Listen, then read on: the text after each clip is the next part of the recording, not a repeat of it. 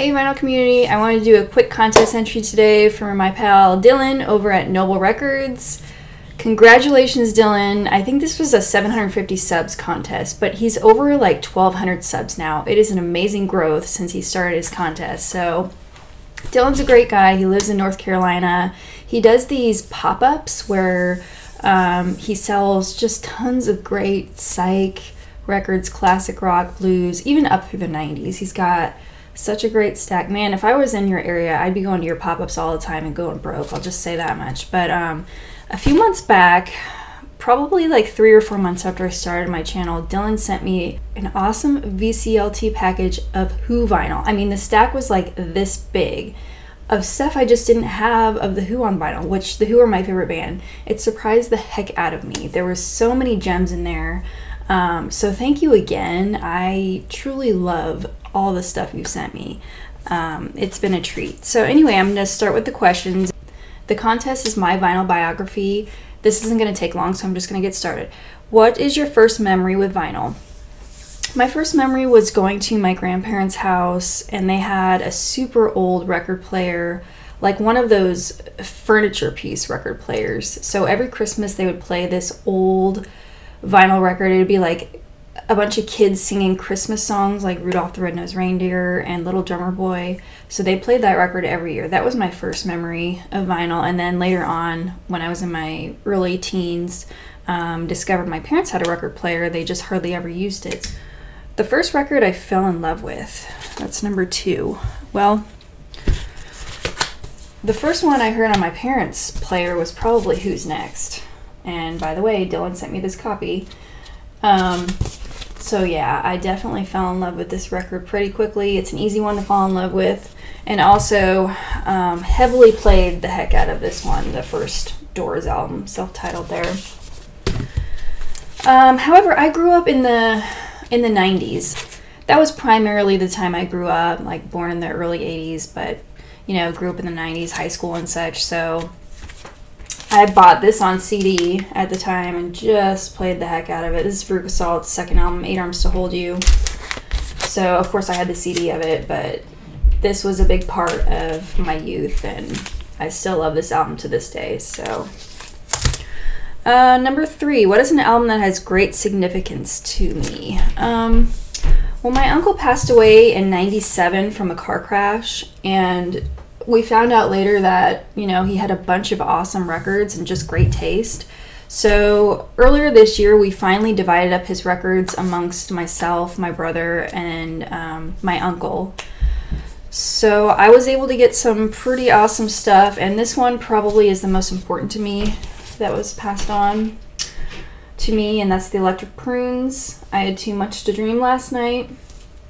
This is a mono copy. I've showed this before on the tri-label Reprise. Yeah, this is a really nice record, great shape. I also got like a Nautilus pressing of a Moody Blues record, an Erasure record, a Traffic record, just a bunch of cool stuff from his collection. So I'm thankful for that, and that means a lot to me. What did I spend the most money on? That's number 4. Well, there's a couple of them. You guys know I cannot spend much money on records. I'm not one of those people who spends like $50 to $100 on a record. No, I can't do that. So there's a couple I can think of from my collection. I paid $35 for this DB's album of Stands for Decibels. This is their first album from 1981. I just had to have this, and this was like, you know, near mint condition, so it's awesome to have. This is hard to find. So $35 for that. And then one of my first record shows this year, I found Buckingham Mix for about $30 to $35. I don't quite remember exactly what I paid, but this was a grail at the time.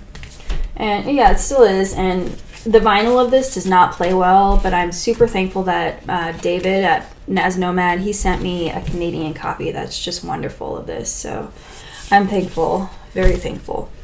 Number 5, what's an ultimate grail? I'm going to list a few here. I would love to find Who Sell Out, a mono copy of that. That's probably been on my want list for a while. Of course, original pressings of Big Star's first 2 albums, #1 record in Radio City. Those would be a dream to own, but they go for hundreds of dollars, so fat chance on ever finding those.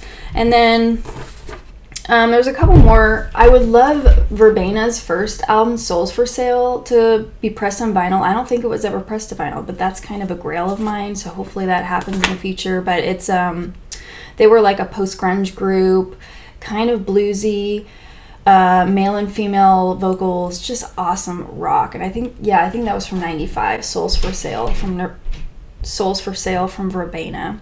And also, there's an album I would love to find, and actually a VC member introduced them to me, called The Dentist. I think Lucretia Godspell is her YouTube handle, recommended them to me. They're from the 80s, kind of part of like the neo-psychedelia, Paisley Underground, jangle pop movement a little bit, but lots of different like 60s influences in there too.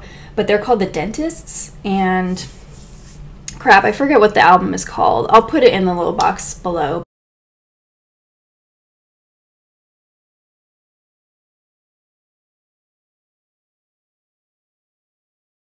But that's an album I would love to have on vinyl. So yeah, I have several grails, and of course anything My Bloody Valentine on vinyl, like original, would be out of this world. So yeah, I have quite a few grails, but you know, I can't spend the money that they ask for them, so I'm happy with what I have, you know. And actually, my next video, I'm going to be showing some grails that I actually was sent just this past weekend from a VC member, unexpectedly. So stay tuned for that video. I'm excited to show you guys. But Dylan, man, congratulations on, you know, the huge jump in subs on your channel. People love you. I mean, you show great music, you have great taste in music, you show awesome bootlegs as well. You're really, you know, an amazing part of this community, and you're a really kind guy, so we appreciate you. Here's to thousands of more subs, and thank you for holding this contest. All right, peace. Next time.